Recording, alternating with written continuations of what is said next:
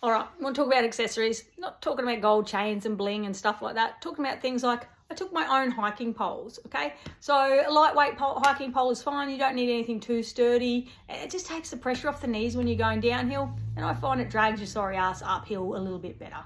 So I took my own. You can hire hiking poles or you can buy cheap hiking poles also in Kathmandu. They're everywhere. You won't miss them, okay? But I decided to take my own. The other thing is you'll need a headlamp.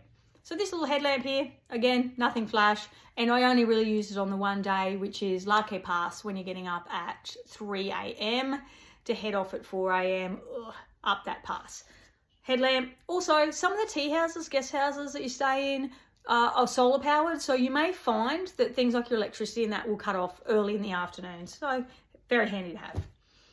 Microspikes. So if you don't already have a set of microspikes, you can buy these quite cheap in Kathmandu. I had my own, so I bought my own over from Australia. I bought these from Paddy Pallen's store.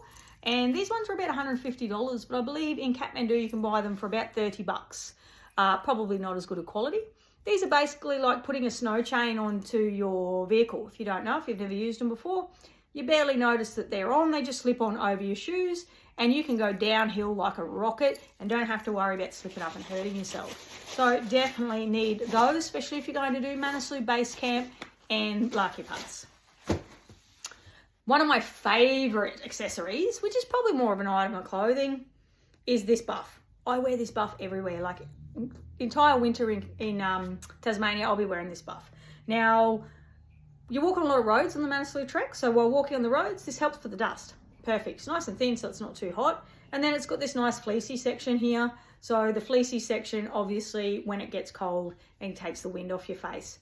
These are great, worth their weight in gold. Absolutely best, probably, item that I have.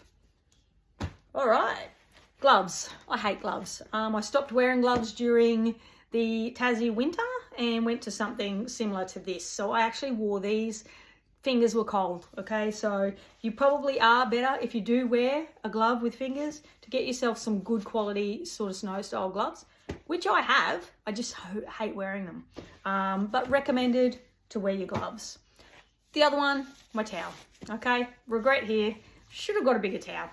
This just didn't quite cut it. It's about $4 to $5 maximum for a hot shower. So I had a few along the way. Treat yourself, why not? Wished I had bought a bigger towel.